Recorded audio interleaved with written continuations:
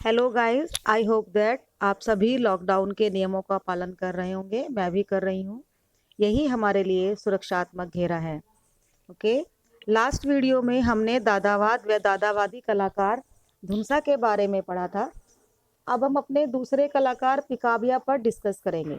पिकाबिया पिकाबिया फ्रांसीसी कलाकार है। इनका जन्म 22 जनवरी 1879 पेरिस, फ्रांस में हुआ था। ये एक कवि भी हैं, टाइपोग्राफर भी थे। बेसिकली इन्हें चित्रकार के रूप में ही जाना जाता है। वैसे पिकाबिया ने इम्पेरनिज्म इम्पेरनिज्म प्रभाववाद प्रभाववाद आप पढ़ चुके। पॉइंटलिज्म प्रतीकवाद में काम करने के बाद वो घनवास से जुड़ गए थे। अपने शुरुआती समय में पिकाबिया ने 1903 से 1908 तक अल्फ्रेड सिसली के प्रभाववादी चित्रों से भी प्रभावित थे।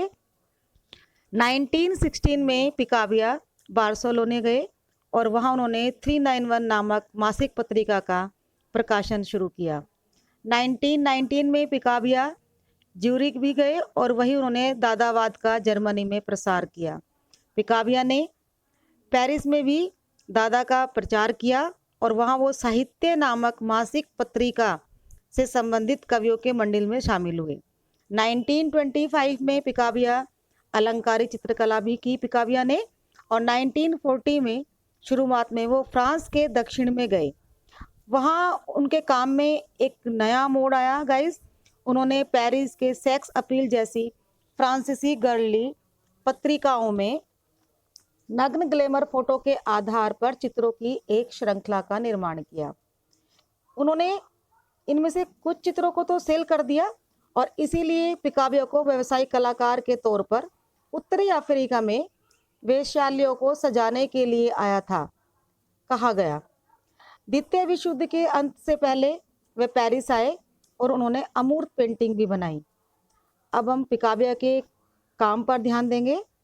15 मई 1919 में अलार्म क्लॉक, 1909 में कॉटेज चौक या काउ चौक, 1911 में हॉर्स, 1912 में द स्प्रिंग, 1912 में ही टेल टेल, 1913 में कैचकेन, लैंडस्केप एट केसिस, ये इनके सभी कैनवास पर तेलिया चित्र हैं।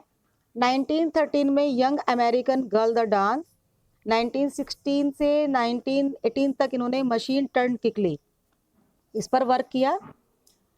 पिकाबिया संयुक्त राज्य अमेरिका और फ्रांस में दादा आंदोलन के शुरुआती प्रमुख कलाकारों में से एक हैं।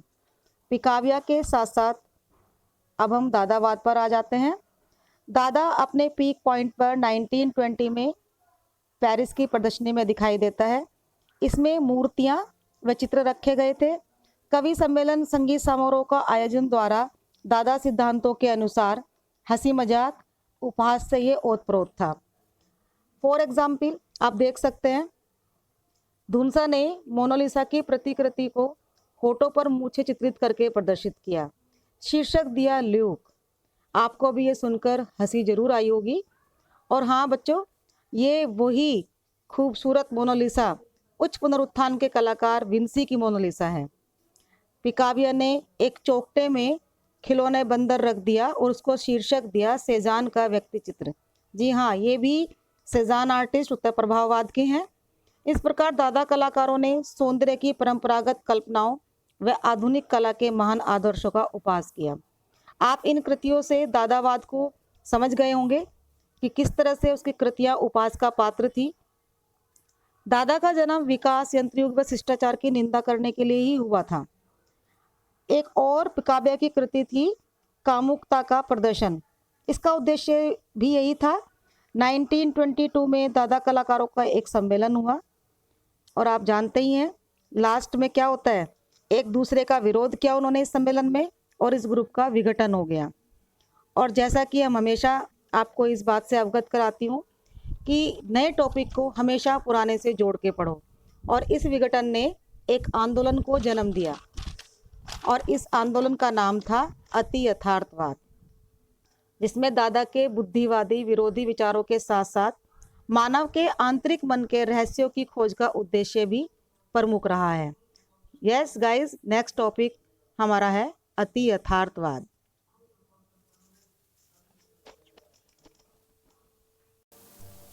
Hello guys, I hope that आप सभी लॉकडाउन के नियमों का